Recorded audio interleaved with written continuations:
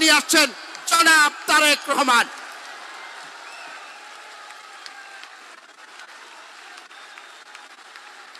ধন্যবাদ রাজীব।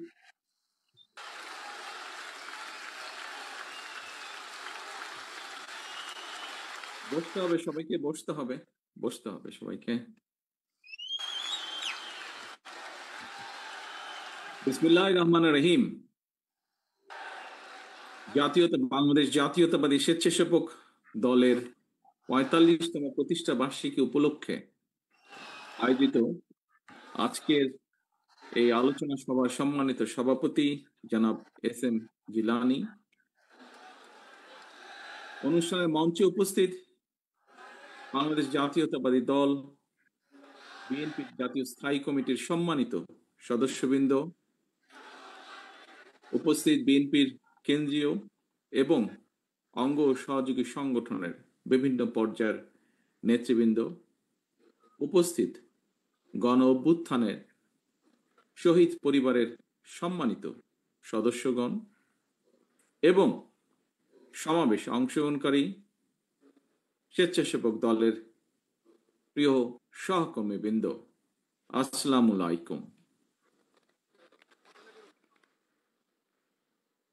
2024-এর গণ অভ্যুত্থানে শহীদ পরিবারের সম্মানিত সদস্য সহ আপনারা এতক্ষণ যারা বক্তব্য রেখেছেন, আপনাদের বক্তব্যে ফ্যাসিবাদী বিরোধী আন্দোলনে বিএনপি সহ সকল গণতান্ত্রিক রাজনৈতিক দলগুলোর পাশাপাশি 2024 সালের গণ অভ্যুত্থানে জাতীয়তাবাদী স্বেচ্ছাসেবক দলের ভূমিকা এবং দেশের চলমান রাজনৈতিক পরিস্থিতির চিত্র উঠে এসেছে। প্রিয় সহকর্মীবৃন্দ, মানবিকতা, ত্যাগ, সামাজিক দায়বদ্ধতা থেকে স্বেচ্ছাশ্রমের অনুপ্রেরণা এবং অঙ্গীকার নিয়ে 1980 সালের এই দিন থেকেই জাতীয়তাবাদী স্বেচ্ছাসেবক দলের পথ চলা শুরু হয়েছে। আমরা দেখেছি প্রতিষ্ঠার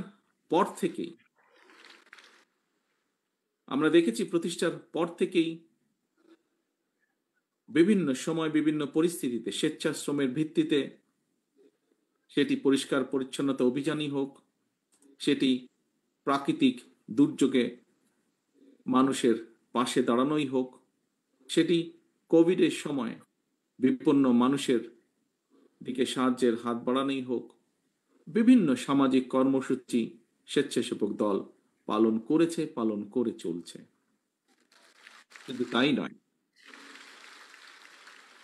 তাই নয়, একই সঙ্গে দেশে গণতন্ত্র প্রতিষ্ঠা এবং স্বৈরাচার ও ফ্যাসিবাদ বিরোধী আন্দোলনে সংগ্রামে স্বেচ্ছাসেবক দল রাজপথে ভূমিকা রেখেছে, বরং বলা উচিত শুধু ভূমিকাই রাখেনি, অত্যন্ত সাহসী ভূমিকা রেখেছে।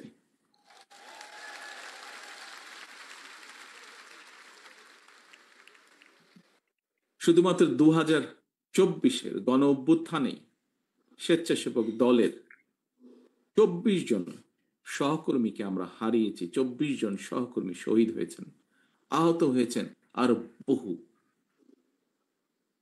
প্রিয় সহকর্মীবৃন্দ, 1.5 দশকের ফ্যাসিবাদ বিরোধী আন্দোলন চলাকালীন সময়ে আমরা স্বেচ্ছাসেবক দলের সভাপতি, সাহসী নেতা মরহুম শফিউল বারী বাবু সহ অনেক সহকর্মীকে আমরা হারিয়েছি। অনেক সহকর্মী বিভিন্নভাবে শারীরিকভাবে ক্ষতিগ্রস্তের শিকার হয়েছেন। আমি আল্লাহর দরবারে শহীদদের আত্মার মাগফিরাত কামনা করছি। যারা বিভিন্নভাবে শারীরিকভাবে ক্ষতিগ্রস্ত হয়েছেন, অসুস্থ হয়েছেন, তাদের সুস্থতা কামনা করছি। প্রিয় উপস্থিতি, সম্মানিত নেতৃবৃন্দ, প্রিয় সহকর্মীবৃন্দ, আমার বিশ্বাস এবং দায়িত্বের জায়গা থেকে আমি প্রায় বলে থাকি একটি কথা, বিভিন্ন বক্তব্যে আমি সেই কথাটি তুলে ধরার চেষ্টা করেছি। 1971 সালে বাংলাদেশের 71 সাল ছিল বাংলাদেশের স্বাধীনতা অর্জনের যুদ্ধ। 2024 সাল 1971 সালে সেই স্বাধীনতা যাতে আমরা অর্জন করেছি, সেই স্বাধীনতা রক্ষার যুদ্ধ ছিল 2024 সাল। এর বাইরেও আমরা বলতে পারি দেশের 54 বছরের ফ্যাসিবাদ স্বৈরাচারের বিরুদ্ধে প্রতিটি গণতান্ত্রিক আন্দোলন সংগ্রামে যারা শহীদ হয়েছেন গত 54 বছরে, তাদের এই আত্মত্যাগের প্রতিদান সম্ভব নয়, প্রতিদান দেওয়া সম্ভব নয়। এই সকল বীর শহীদদের কাছে আমরা যারা বেঁচে রয়েছি সহ সমগ্র বাংলাদেশ ঋণী। হাজারো শহীদদের আত্মত্যাগের বিনিময়ে ইতিহাসের নৃশংসতম এক ফ্যাসিস্টের পতন এবং পলায়নের পর এখন ফ্যাসিবাদ বিরোধী গণতান্ত্রিক শক্তির নিজেদের মধ্যে নিত্য নতুন ইস্যু নিয়ে অহেতুক বিতর্কে লিপ্ত হওয়া শহীদদের আত্মত্যাগের প্রতি অবমাননার শামিল বলে একজন রাজনৈতিক কর্মী হিসাবে আমি মনে করি। বরং সকল শহীদদের কাঙ্ক্ষিত ইনসাফ ভিত্তিক একটি গণতান্ত্রিক বাংলাদেশ প্রতিষ্ঠার মাধ্যমে সেই শহীদদের রক্তের ঋণ এবং যারা বিভিন্নভাবে শারীরিকভাবে ক্ষতিগ্রস্ত হয়েছেন তাদের সেই আত্মত্যাগের ঋণ পরিশোধ করার এখন সময়ের দাবি বলে আমি বিশ্বাস করি। স্বেচ্ছাসেবক দলের প্রিয় ভাই ও বোনেরা, দূর গ্রামের যেই ছেলেটি কিংবা যে মেয়েটি যার হয়তো এখনো রাজধানীতেও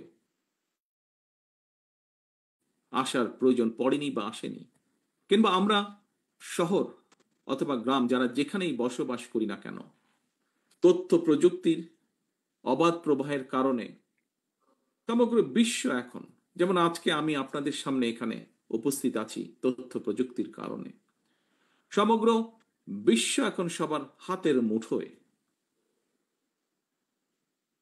এবং এর কারণেই জ্ঞান বিজ্ঞানের বলা যায় প্রায় সকল দ্বার উন্মুক্ত, সবার সামনেই বিশ্ব নাগরিক হয়ে ওঠার একটা সুযোগ এবং সম্ভাবনা কিন্তু বিদ্যমান তথ্য প্রযুক্তির কারণে।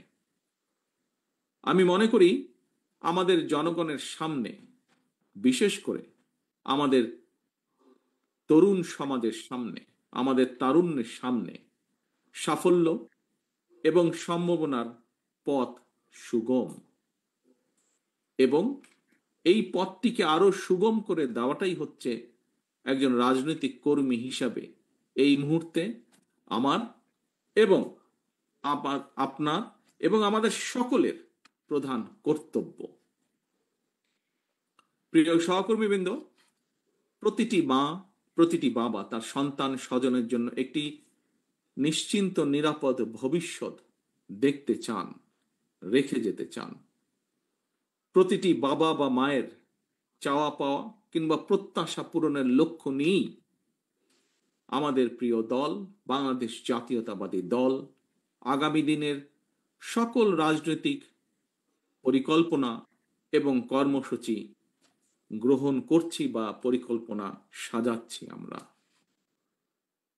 কারণ বিএনপি মনে করে বর্তমান এবং ভবিষ্যৎ প্রজন্মের সামনে একটি নিরাপদ ভবিষ্যৎ নিশ্চিত করতে চাইলে অবশ্যই আমাদেরকে প্রচলিত ধারার রাজনীতি থেকে বেরিয়ে আসতে হবে। এখানে একজন বক্তা উল্লেখ করেছেন প্রতিশোধ, প্রতিহিংসা। ইয়েস, প্রতিরোধ, প্রতিহিংসা কিংবা কথামালার রাজনীতির পরিবর্তে বাস্তবধর্মী পরিকল্পনা গ্রহণ এবং বাস্তবায়নের মাধ্যমে প্রচলিত রাজনীতির ধারার গুণগত পরিবর্তন ঘটাতে হবে। প্রিয় সহকর্মীবৃন্দ, বর্তমানে সমগ্র বিশ্ব আর্টিফিশিয়াল ইন্টেলিজেন্সের যুগে প্রবেশ করছে। এই সময়ের চ্যালেঞ্জ মোকাবেলায় কিন্তু আমাদের পিছিয়ে থাকার কোনো রকম সুযোগ নেই। এই সময়ের চাহিদার দিকে লক্ষ্য রেখে বিএনপি ইতিমধ্যেই বিভিন্ন সেক্টরকে চিহ্নিত করে সুনির্দিষ্ট এবং সুচিন্তিত পরিকল্পনা বা পলিসি নির্ধারণ করছে। শিক্ষার্থীরা স্কুল, কলেজ কিংবা বিশ্ববিদ্যালয়ে পড়াশোনা শেষ করার পর অথবা একাডেমিক শিক্ষার যে কোনো পর্যায়ে বিভিন্ন কারণে, পারিবারিক বা সামাজিক বিভিন্ন কারণে, আমাদের দেশে যেটা অনেক ক্ষেত্রেই হয়ে থাকে, কোনো কারণে ড্রপ আউট হলে একজন শিক্ষার্থীকে আর যাতে বেকার জীবন কাটাতে না হয় অথবা বেকারের অভিশাপের মধ্যে বেশি দিন কাটাতে না হয়, সেই পরিকল্পনাকে সামনে রেখেই শিক্ষা কারিকুলামে স্কুল পর্যায় থেকে বিশ্ববিদ্যালয় পর্যায় পর্যন্ত অন্তত একাডেমিক স্টাডির পাশাপাশি ব্যবহারিক এবং কারিগরি শিক্ষা অন্তর্ভুক্ত করার পরিকল্পনা বা সিদ্ধান্ত গ্রহণ করেছি বিএনপির পরিকল্পনার মধ্যে। বর্তমান এবং ভবিষ্যৎ প্রজন্মকে আজ এবং আগামী দিনের প্রতিযোগিতায় যোগ্যতম হিসাবে গড়ে তোলার লক্ষ্যে বিএনপির উদ্যোগে ইতিমধ্যেই একটি শিক্ষা বিশেষজ্ঞ টিম শিক্ষা কারিকুলাম আধুনিক বা মডার্নাইজ এর প্রস্তাব এবং পদ্ধতি নিয়ে কাজ করছে। এই টিমের মধ্যে আমাদের দলের যারা এই ব্যাপারে এক্সপার্ট তারা যেমন আছেন, একইভাবে এ ব্যাপারে বেশ কয়েকজন বিশেষজ্ঞ কাজ করছেন যারা হয়তো আমাদের দলের সদস্যও নন, কিন্তু তারা দেশের জন্য কন্ট্রিবিউট করতে চান, এরকম মানুষ কাজ করছেন। স্বেচ্ছাসেবক দলের প্রিয় ভাই ও বোনেরা, ধর্মীয় সামাজিক মূল্যবোধ, মানবিক মূল্যবোধ সম্পন্ন ভবিষ্যৎ প্রজন্ম গড়ে তোলার পাশাপাশি বর্তমান প্রজন্মের স্বাচ্ছন্দ্যময় জীবন নিশ্চিত করার জন্য বিএনপি নির্দিষ্ট কর্ম পরিকল্পনা এবং নীতি আমরা গ্রহণ করার চেষ্টা করছি বিএনপির মাধ্যমে বা আমাদের টিমগুলোর মাধ্যমে। আপনারা অনেকেই কিন্তু এর মধ্যে দেখেছেন, জেনেছেন, কোনো ক্ষেত্রে আপনারা সেখানে ছিলেন না, উপস্থিত ছিলেন ফিজিক্যালি আপনারা। সেটি হচ্ছে দেশের প্রায় অনেকগুলো জেলাতে, বিভাগ পর্যায়ে হোক, জেলা পর্যায়ে হোক, তারপরে তারুণ্যের সমাবেশ হোক, জাতীয়তাবাদী ছাত্র দলের কয়েকদিন আগে যেই সমাবেশ ছিল সেখানে হোক, যুব দলের বেশ কিছু সমাবেশে আমি দেশের বর্তমান ভবিষ্যৎ প্রজন্মের জন্য একটি কল্যাণ রাষ্ট্র বিনির্মাণের লক্ষ্যে বিএনপির নেওয়া অনেকগুলো কর্ম পরিকল্পনা আমি তুলে ধরেছি এবং বিভিন্ন জায়গায় আমাদের যে টিম যারা 31 দফা সহ বিভিন্ন কিছু ক্ষেত্রে নজরুল ভাই ওনার বক্তব্যে তুলে ধরেছেন, এই টিমগুলো বিভিন্নভাবে বক্তব্য তুলে ধরেছে বিভিন্ন এই অনুষ্ঠানগুলোতে। আমরা বলেছি বিএনপির আগামী দিনের নীতি বা রাজনীতি হবে জনগণের জীবন মান উন্নয়নের রাজনীতি। সেটি দেশের ভিতরে হোক, সেটি দেশের ভেতরে হোক, বিদেশে হোক, যাতে কর্মসংস্থান সৃষ্টি করা যায়। এবং শুধু কর্মসংস্থান সৃষ্টি নয়, আমাদের আরেকটি মূল লক্ষ্য বা টার্গেট থাকবে নিরাপদ কর্ম পরিবেশ সৃষ্টি করা। এটিই হবে আমাদের রাজনীতি। বিএনপির নেওয়া সকল পরিকল্পনা বাস্তবায়নের ক্ষেত্রে খুব সম্ভব নজরুল ভাই তার বক্তব্যে এই কথাটি বলেছেন, ওনার সাথে একই সাথে সুর করে আমিও বলতে চাই, জাতীয়তাবাদী স্বেচ্ছাসেবক দলের নেতাকর্মীদের ভূমিকা আগামী দিনে বাংলাদেশে আরো গুরুত্বপূর্ণ হয়ে উঠবে। এই পরিকল্পনাগুলোকে আমরা আল্লাহর রহমতে সরকার গঠন করলে এই পরিকল্পনাগুলোকে বাস্তবায়ন করার ক্ষেত্রে, কারণ বিশ্বের সার্বিক অগ্রগতির সঙ্গে মানুষের অধিকার এবং চাহিদার একটা কিন্তু ব্যাপ্তি ঘটেছে, চেঞ্জ ঘটেছে। আগে আমরা বলতাম অন্ন, বস্ত্র, বাসস্থান, শিক্ষা বা চিকিৎসা। এখন আর শুধু অন্ন, বস্ত্র, বাসস্থান, শিক্ষা কিংবা চিকিৎসা এই কয়টি শুধু মানুষের মৌলিক অধিকার নয়, বরং এর সাথে অর্থনৈতিক সচ্ছলতা এই নিশ্চিতের পাশাপাশি বাক স্বাধীনতা বলেন, নিরাপত্তা বলেন, জলবায়ু বলেন, পরিবেশ বলেন, এসব বিষয়গুলোকেও কিন্তু বর্তমান বিশ্বে মানুষের মৌলিক চাহিদার অংশ হিসেবে স্বীকৃতি দেওয়া হয় বা গ্রহণ করা হয়। এবং এই কারণেই বিএনপির গৃহীত কর্মসূচিগুলোর মধ্যে জলবায়ুর নেতিবাচক যে প্রভাব সেটাকে কিভাবে মোকাবেলা করা যায় এবং মোকাবেলার মাধ্যমে পরিবেশ সংরক্ষণের জন্য সুনির্দিষ্ট পরিকল্পনা আমরা গ্রহণ করছি। আমাদের টিম এই পরিকল্পনাগুলো তৈরি করছে, এই বিষয়ে যারা কাজ করছেন এই সেক্টরে। এ প্রসঙ্গে আমি কথা প্রসঙ্গে এখানে একজন বক্তা বলে গিয়েছেন, খুব সম্ভব বোধহয় আমাদের গাজীপুরে মিলন সাহেব বলেছেন ওনার বক্তব্যে, কৃষি এবং পরিবেশের উন্নয়নে আমাদের দলের প্রতিষ্ঠাতা, স্বাধীনতার ঘোষক, বাংলাদেশের প্রথম রাষ্ট্রপতি শহীদ জিয়া দেশে সবুজ বিপ্লব শুরু করেছিলেন। তিনি সারা দেশে খাল খনন কর্মসূচি করেছিলেন এবং সেই সময় রাস্তার দুই পাশে, খালের দুই পাশে হাজার হাজার গাছ লাগানো শুরু হয়েছিল।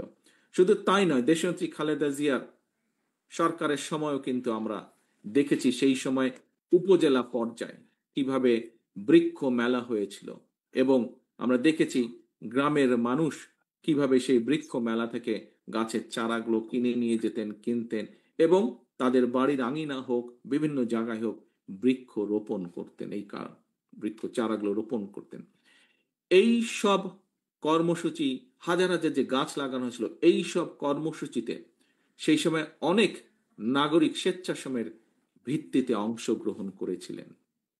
প্রিয় সহকর্মীবৃন্দ, এই একই ধারাবাহিকতায় পরিবেশের উন্নয়নের লক্ষ্যে বিএনপি ইনশাল্লাহ আগামী দিনে জনগণের রায় আল্লাহর রহমতে সরকার গঠন করতে সক্ষম হলে আগামী 5 বছর সারা দেশে কমপক্ষে আমরা 25 কোটি গাছ লাগানোর পরিকল্পনা গ্রহণ করেছি।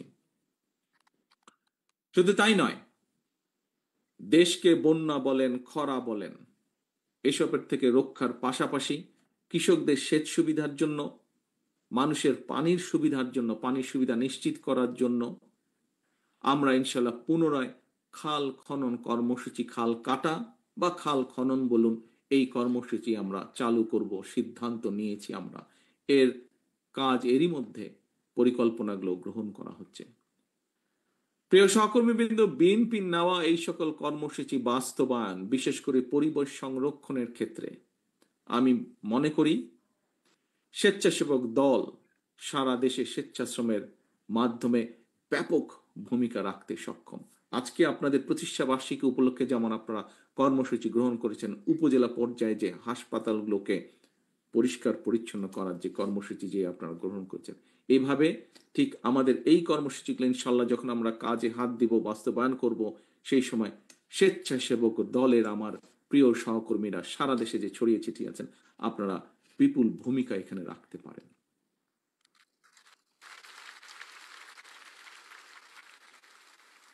প্রিয় ভাই বোনেরা, হাজারো শহীদের রক্তের বিনিময় ফ্যাসিবাদ মুক্ত বাংলাদেশে বর্তমান অন্তর্বর্তীকালীন সরকার আগামী ফেব্রুয়ারি মাসে জাতীয় নির্বাচন অনুষ্ঠানের সম্ভাব্য সময় নির্ধারণ করেছে বা এরকম একটি ঘোষণা তারা দিয়েছেন।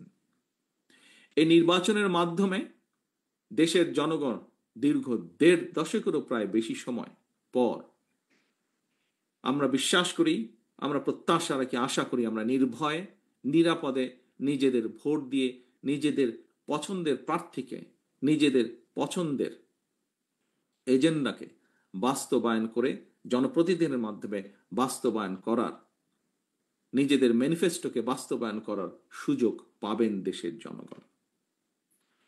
তবে নির্ধারিত সময়ে যা নজরুল ভাই এখানে তার বক্তব্যে উল্লেখ করেছেন, সেই কথার রেশ ধরে আমিও একটু বলতে চাই।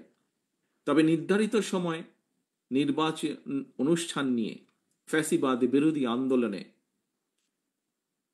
আমাদের রাজপথের সহকর্মী যোদ্ধা, কোন কোন রাজনৈতিক দলের বা তাদের সদস্যদের বক্তব্যে মন্তব্যে গণতান্ত্রিকামী জনগণের মনে নানা জিজ্ঞাসার জন্ম দিয়েছে। আমি গণতন্ত্রের পক্ষে আজকে স্বেচ্ছাসেবক দলের প্রতিষ্ঠা বার্ষিকের এই অনুষ্ঠান থেকে আমি গণতন্ত্রের পক্ষের শক্তির সকল রাজনৈতিক দলগুলোর তাদের নেতৃবৃন্দদের দৃষ্টি আকর্ষণ করে বলতে চাই, গণতান্ত্রিকামী রাজনৈতিক দলগুলোর মধ্যে যদি দূরত্ব তৈরি হয় বা দূরত্ব তৈরি হলে রাষ্ট্র এবং রাজনীতিতে পতিত পরাজিত পলাতক ফ্যাসিস্ট চক্রের পুনর্বাসনের পথ সহজ হয়ে উঠবে, তাদের সুযোগ তৈরি হবে। এই ব্যাপারে আমি গণতান্ত্রিক সারা দেশে গণতন্ত্র প্রিয় গণতান্ত্রিক আমি জনগণের প্রতি সজাগ এবং সতর্ক থাকার বিনীত আহ্বান জানাই। আমি বারবার একটি বিষয়ের দিকে সবার দৃষ্টি আকর্ষণ করেছি, সংবিধান কিংবা লিখিত বিধিবিধান দিয়ে কখনোই ফ্যাসিবাদ ঠেকানো যায় না। রাষ্ট্র এবং রাজনীতিতে যদি ফ্যাসিবাদ ঠেকাতে হয় তাহলে অবশ্যই জনগণকে রাজনৈতিকভাবে শক্তিশালী করার কোনোই বিকল্প নেই। সরাসরি ভোট দিয়ে জনপ্রতিনিধি নির্বাচনের অধিকার প্রয়োগের যে চর্চা, এই চর্চার মধ্যে দিয়ে রাষ্ট্র এবং রাজনীতিতে জনগণ শক্তিশালী হয়ে উঠে। জনগণ শক্তিশালী না হলে রাষ্ট্র এবং সরকার অর্থাৎ জনগণ রাজনৈতিকভাবে যদি শক্তিশালী না হতে পারে, রাজনৈতিকভাবে যদি জনগণকে শক্তিশালী করা না যায়, তাহলে রাষ্ট্র এবং সরকার শক্তিশালী হয়ে উঠতে পারে না। গণতান্ত্রিক ব্যবস্থাপনায় রাষ্ট্র এবং রাজনীতিতে জনগণকে শক্তিশালী করা কিংবা প্রতিটি নাগরিকের রাজনৈতিক অধিকার প্রতিষ্ঠার ক্ষেত্রে নির্বাচনই হচ্ছে জনগণের সরাসরি ভোটের যে নির্বাচনী ব্যবস্থা, সে নির্বাচনই হচ্ছে অন্যতম প্রধান মাধ্যম।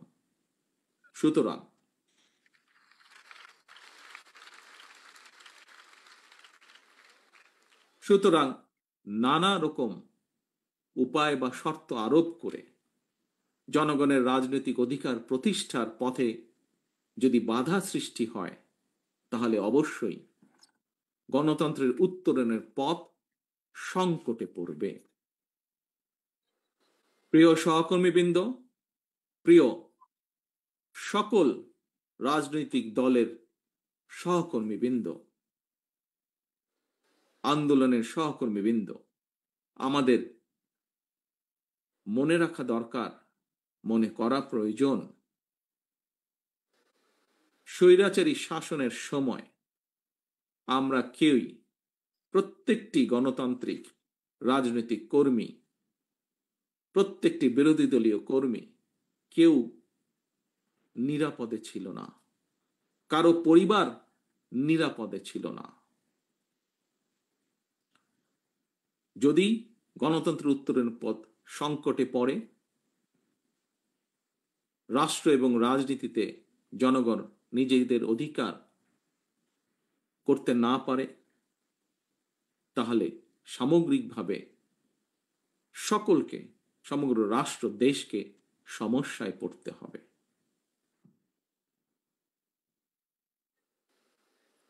প্রিয় সহকর্মীবৃন্দ, আমাদের মনে রাখা দরকার, রাষ্ট্র এবং রাজনীতিতে জনগণ নিজেদের অধিকার প্রতিষ্ঠার জন্যই ফ্যাসিবাদ বা স্বৈরাচারের অবসান ঘটিয়েছে রাজপথে নেমে আসার মাধ্যমে। 2024 সালের 5ই আগস্ট। প্রিয় উপস্থিতিবৃন্দ, সম্মানিত নেতৃবৃন্দ, জনগণের সরাসরি ভোটে জনগণের সমর্থন নিয়ে রাষ্ট্র পরিচালনার দায়িত্ব পেলে দেশ এবং জনগণের কল্যাণে বিএনপির নেওয়া পরিকল্পনাগুলোর দ্রুত বাস্তবায়ন সম্ভব। সুতরাং আসন্ন জাতীয় নির্বাচনে বা নির্বাচনকে সামনে রেখে আপনারা দেশের সর্বস্তরের জনগণের কাছে বিএনপির যে পরিকল্পনাগুলো আমি আপনাদের সামনে, নেতৃবৃন্দ আপনাদের সামনে তুলে ধরেছে, সেই পরিকল্পনাগুলো আপনারা জনগণের সামনে তুলে ধরুন। বিএনপি বিশ্বাস করে জনগণই বিএনপির সকল রাজনৈতিক ক্ষমতার উৎস। প্রিয় ভাই বোনেরা, প্রিয় সহকর্মীবৃন্দ, প্রিয় নেতৃবৃন্দ, সমগ্র দেশে ছড়িয়ে ছিটিয়ে থাকা সমগ্র দেশে শহীদ জিয়া এবং দেশনেত্রী খালেদা জিয়ার সৈনিকগণ, আসুন আমরা সকলে জনগণের সামনে দাঁড়াই। জনগণকে সাথে নিয়ে আমরা জনগণকে বলি, ভোট দিলে ধানের শীষে, দেশ গড়ব মিলেমিশে।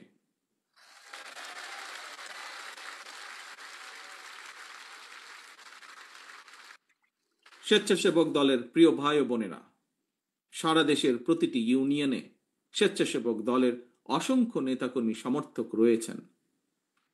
আমি আপনাদেরকে আজকের এই প্রতিষ্ঠা বার্ষিকীর দিনে একটি পরামর্শ রাখতে চাই।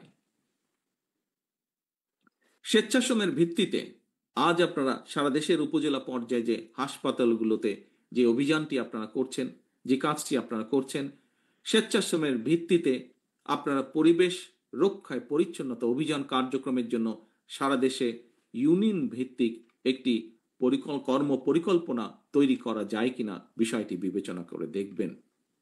আমি মনে করি একটি সুবিধাজনক সময় স্বেচ্ছাশ্রমের ভিত্তিতে সারা দেশে একযোগে পরিচ্ছন্নতা অভিযান ঘোষণা দিয়ে কার্যক্রম শুরু করলে একদিকে পরিবেশ রক্ষায় যেমন আপনারা ভূমিকা রাখতে সক্ষম হবেন, অপরদিকে প্রচলিত রাজনীতির গুণগত পরিবর্তনের ক্ষেত্রে একটি দৃষ্টান্ত স্থাপন করতেও স্বেচ্ছাসেবক দল সক্ষম হবে, যা জাতীয়তাবাদী দল বা জাতীয়তাবাদী শক্তিকে জনগণের সামনে রিপ্রেজেন্ট করবে নতুনভাবে। প্রিয় সহকর্মীবৃন্দ, অনেক লম্বা হয়ে গেছে বক্তৃতার পালা। পরিশেষে বক্তৃতা আমি শেষ করে আনতে চাই। আমি বক্তব্যের শেষে আপনাদেরকে আমি আপনাদের প্রতি আহ্বান রেখে বলবো, ফ্যাসিবাদ বিরোধী আন্দোলন করতে গিয়ে আমাদের লাখো নেতাকর্মীকে বছরের পর বছর ঘরবাড়ি ছাড়া থাকতে হয়েছে। আমাদের হাজারো নেতাকর্মীকে গুম খুন অপহরণের শিকার হতে হয়েছে।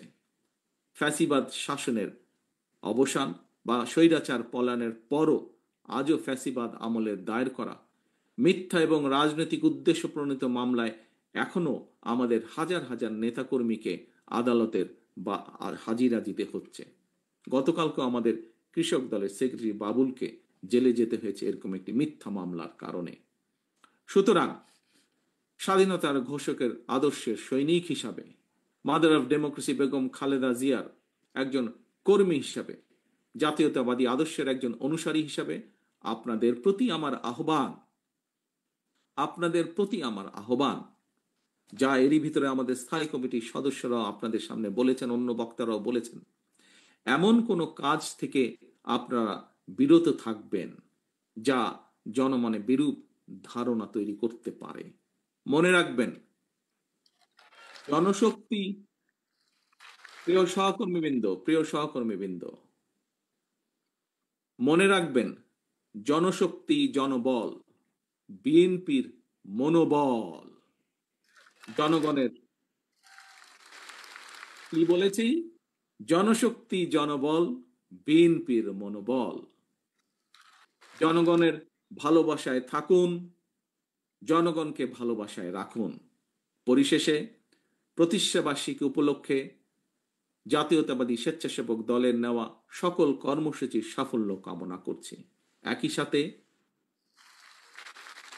সাথে গণতন্ত্র প্রতিষ্ঠার আন্দোলনে স্বেচ্ছাসেবক দলের সহ জাতীয়তাবাদী শক্তির যত নেতাকর্মী শহীদ হয়েছেন, যত নেতাকর্মী বিভিন্নভাবে ক্ষতিগ্রস্ত হয়েছেন, একই সাথে সকল বিরোধী রাজনৈতিক দল যারা স্বৈরাচার বিরোধী আন্দোলনে রাজপথে ছিলেন, তাদের যে সকল সদস্য শহীদ হয়েছেন, ক্ষতিগ্রস্ত হয়েছেন, তাদের সকলের শহীদদের আত্মার মাগফিরাত কামনা করে, যারা অসুস্থ হয়েছেন তাদের দ্রুত সুস্থতা কামনা করে, সারা দেশে স্বেচ্ছাসেবক দলের সর্বস্তরের নেতাকর্মীদেরকে ধন্যবাদ জানিয়ে এবং একই সাথে আজকের এই সুন্দর অনুষ্ঠানটি সফল করার জন্য যে সকল ব্যক্তি কাজ করেছেন, যে সকল ব্যক্তি অবদান রেখেছেন, তাদের সকলকে আন্তরিকভাবে ধন্যবাদ জানিয়ে আমার বক্তব্য শেষ করছি। আল্লাহ হাফেজ।